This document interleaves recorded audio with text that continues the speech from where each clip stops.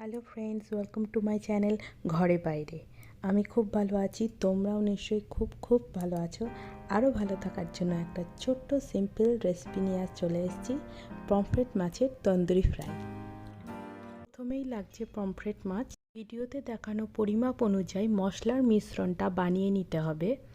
যদিও আমি এখানে 4 পিস মিডিয়াম সাইজের মাছ নিয়েছি, তবে এই পরিমাপের মশলাটা 6 থেকে 8 পিস মাছের জন্য এনাফ। মাছগুলিকে এভাবে কাট করে নিতে হবে যাতে মশলাগুলো একদম ভিতর পর্যন্ত যায় আর টেস্টটা খুব ভালো আসে। এবার মশলাটা মিক্সড করে নেব।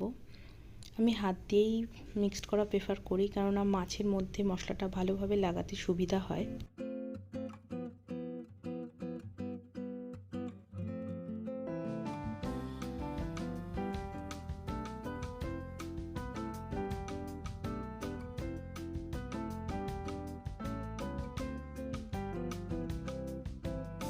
মশলা মাখানো কমপ্লিট। এবার মাছটাকে ঢাকা দিয়ে 15 থেকে 30 মিনিটের জন্য রেখে দেব।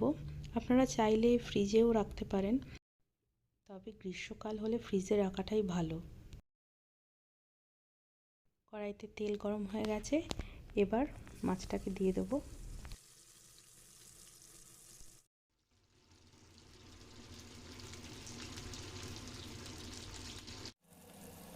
মাছটা ভাজা হয়ে গেছে, এবার মাছগুলোকে উল্টে দিচ্ছি।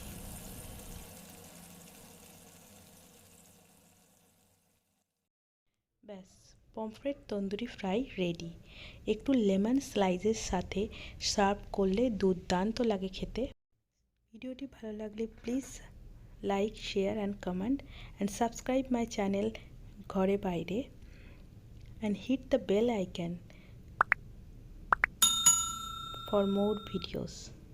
আপনাদের ফিডব্যাক আমাকে নতুন ভিডিও বানানোর জন্য অনুপ্রাণিত করে। So please like, share and comment.